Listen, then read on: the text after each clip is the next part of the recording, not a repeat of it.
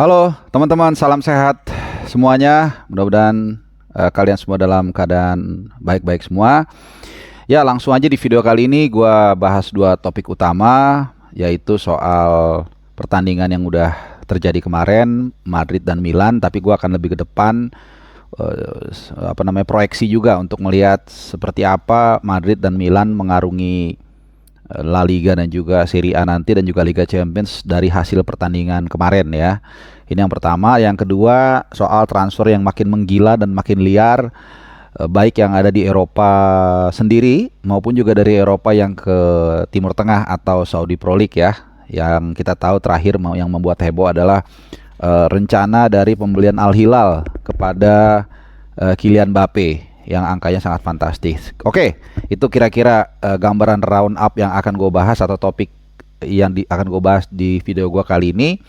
Tapi sebelumnya gue mau bilang, pertama terima kasih untuk 12.000 subscriber channel Bung Harpa. Walaupun mungkin channel ini masih kecil, tapi gue mau mengucapkan terima kasih buat kalian penonton setia dari channel ini. Ya, mudah-mudahan bisa memberikan manfaat dan inspirasi. Dan yang kedua, gue mau ngasih tahu TVRI nanti akan menyiarkan pertandingan pramusim. Ya, ini akan gue bacakan, dan ada yang gue bawain dua, yaitu nanti Minggu 30 Juli jam 15.30 waktu Indonesia Barat, itu Liverpool dan Leicester City. Jadi buat pendukung Liverpool, stay tune di TVRI hari Minggu nanti sore-sore ya, sambil mungkin santai dengan keluarga. Dan dilanjutkan dengan Manchester City dan Atletico Madrid. Fan City juga ya, jangan sampai lupa nih, jam 17.30 waktu Indonesia Barat di hari yang sama. Lalu hari Rabunya, Rabu berikutnya, tanggal 2 Agustus itu Liverpool dan Bayern Munchen, dan 8 Agustus Selasa nanti itu Liverpool lawan Darmstadt ya. Jadi jangan sampai, nanti gue akan share di sini jadwalnya supaya lo bisa lihat ya. Oke, kita langsung aja ke bahasan yang akan kita ulas. Pertama, Madrid dan Milan. Ini pertandingan yang lagi-lagi sangat seru, dilangsungkan di Rose Bowl. Ini stadion yang sangat bersejarah. Gue akan ceritakan sedikit ya. Ini stadion yang satu dari 8 kalau nggak salah venue yang menjadi host atau stadion dari Piala Dunia 94 ya. Ini termasuk juga diantaranya Amerika lawan Kolombia, kalau lo ingat golnya Escobar. Kemudian juga tentunya partai final Brazil dan Italia yang berkesudahan 0-0 ya.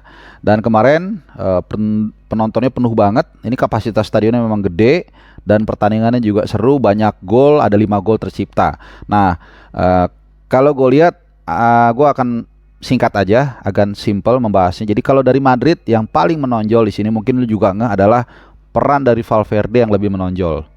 Ya, kalau gua menganalisa, Carlo Ancelotti ya, pelatih kaya taktik ini kelihatannya ingin menambah opsi alternatif dalam skema menyerang.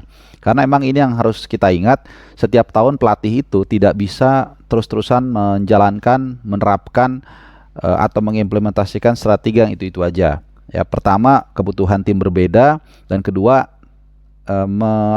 mungkin bukan mengelabui, tapi membuat lawan juga tidak mudah membaca strategi dari tim yang bersangkutan. Nah, salah satu yang menonjol adalah peran dari Valverde yang lebih banyak melakukan syuting dari luar kotak penalti. Ada mungkin 4-5 percobaan yang dilakukan. Mungkin ini untuk menutupi ketimpangan ya, karena selama ini kita tahu serangan dari Madrid ini banyak bertumbuh di kiri, di Vinicius Junior, dari tengah kemudian banyak ke kiri karena dia punya kecepatan, dan memang sudah terbukti dengan match winnernya ya di Liga Champions 2 tahun lalu ke gawang Liverpool. Nah, jadi mungkin ini sesuatu yang berbeda, ditunjukkan oleh atau ingin ditonjolkan oleh Carlo Ancelotti ya dari Madrid. Sisanya sih nggak terlalu ada detail yang bisa kita bahas di sini, karena juga kita lihat nih menit babak kedua itu ada 1, 2, 3, 4, 5, 6, 7, 8 pergantian pemain sekaligus ya. Jadi kita menilainya agak susah. Ini lebih kepada untuk mencoba strategi baru, dan juga pemanasan lah gitu ya. Sedangkan Milan, kalau Milan menurut gua alarm di AC Milan sangat berbunyi kencang ya kemarin. Kalau kita lihat mereka turun memang juga sama, bukan tim terbaik, di shuffle juga di babak yang kedua. Cuman kelihatan banget mereka ya, gol-golnya juga gol bola mati kan. Salah satunya gol Tomori itu gol dari sundulan. Jadi gue nggak ngelihat Milan bisa bermain benar-benar cair seperti terutama 2 tahun lalu ya, dengan ketika menghadapi Madrid kemarin ya. Walaupun tentunya masih ada pertandingan berikutnya. Milan setelah ini akan menghadapi Juventus masih di friendly game, kemudian Barcelona, baru mereka akan menjalani Trofeo Berlusconi di awal Agustus tanggal 9. Nah, baru Liga Serie A mulai tanggal 22 Agustus. Jadi lebih lama, lebih mundur seminggu dibandingkan Liga Inggris dan juga Madrid. Sementara Madrid setelah ini akan menghadapi MU, lalu Barcelona dan Juventus sebelum akhirnya akan menjalani La Liga Jornada pertama itu tanggal 13 Agustus melawan Athletic Bilbao ya. Oke, itu lumayan lama, gue ambil 5 menit lebih ya. Kita ke transfer. Nah, ini dia yang menarik teman-teman ya. Mungkin kalian semua udah baca, udah ya lihat beritanya. Al Hilal menaikkan tawaran terakhir kalau nggak salah 259 juta ya. 295 juta. Nih gue pastiin lagi ya. Ya itu kalau dirupain sekitar 5 triliun. Dan kontraknya, sorry, gue koreksi ya. 1 miliar euro. 1 miliar euro itu sekitar mungkin 15 triliun ya. Ini tawaran terbaru yang gue baca dari Fabrizio Romano. Wah, ini gila banget. Jadi sepersepuluhnya mungkin, bahkan sepersembilannya biaya kereta api cepat Jakarta Bandung ya.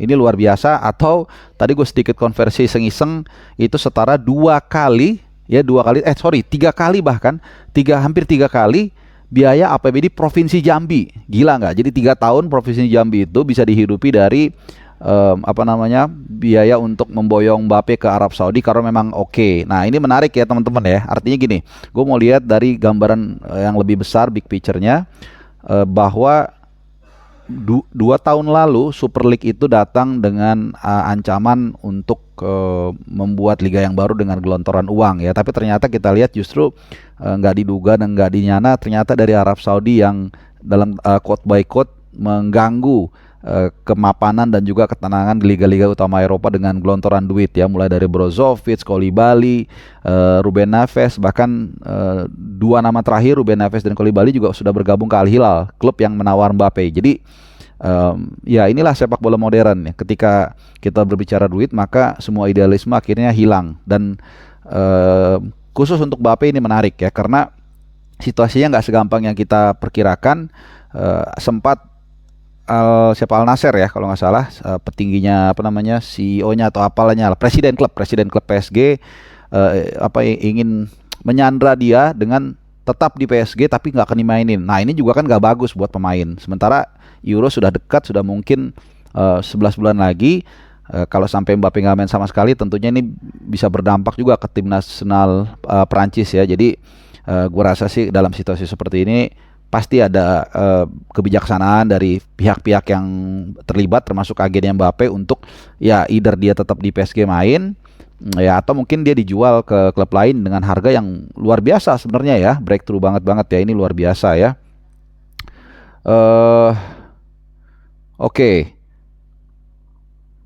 Ya, itu dari transfer Mbappe. Nah, terakhir sebelum gua tutup, masih soal transfer juga, yaitu soal MU. Nah, ini dia ya. Karena MU masih sampai saat ini masih belum punya striker, dan terakhir kabarnya MU masih tarik ulur ya untuk memboyong Rasmus Højlund. Dan MU berhenti di angka 60 juta pound. Mereka nggak mau membayar lebih dari 60 juta pound, jadi 1,2 triliun. Sementara demandingnya Atalanta itu 86 juta kalau nggak salah ya. Ya, 86 juta betul. Jadi sekitar 1,7 triliun lah. Jadi 1,2 triliun MU, 1,7 triliun Atalanta. Jadi jauh nih, nggak ketemu. Nah, kalau ini nggak terjadi juga, sementara Premier League udah dekat, bukan tidak mungkin MU akan menjalani musim tanpa striker murni ya. paling Anda hanya mengandalkan Anthony Martial yang ya kita tahu memang udah pulih sih dari cedera, tapi ya nggak terlalu bisa, ya lu bisa nilai sendiri lah seperti apa Martial. Gue nggak perlu banyak buang waktu untuk menjelaskan seperti apa Martial ya. Dan tapi ada opsi terakhir menurut media-media di Eropa. Alternatif lain yang mungkin diambil MU adalah mendekati Randal Kolo Muani, ya pemain berdarah Prancis, ya berusia 24 tahun. Ini lumayan juga sebenarnya, musim lalu cetak 23 gol dari 45 match bersama Eintracht Frankfurt. Harganya juga lebih murah. Ya tapi gue yakin dia bukan pilihan utama. Jadi ini akan menjadi kompromi antara Erik ten Hag dan direktur olahraganya atau dengan petingginya presidennya Manchester United seperti apa nih, mau mungkin duitnya alokasinya juga udah nggak cukup, sementara Erik ten Hag pengen banget beli Rasmus Højlund ya, tapi kalau nggak dapet dia 60 juta uangnya cukup, cuman mungkin dapetnya nggak sesuai yang diinginkan, yaitu si Kolo Muani tadi. Ya mungkin itu dulu penjelasan dari gua terkait dengan dua topik, antara pertandingan antara Madrid dan Milan yang dimenangkan Madrid 3-2, comeback ya, gua nggak usah rinci lah pencetak golnya, dan juga transfer yang makin menggila dari Kylian Mbappe yang sudah menyentuh double digit triliun kabarnya gitu. Oke, terima kasih untuk kalian semua. Semoga kalian dalam keadaan sehat-sehat dan kita jumpa lagi di edisi gue yang lain. Ciao.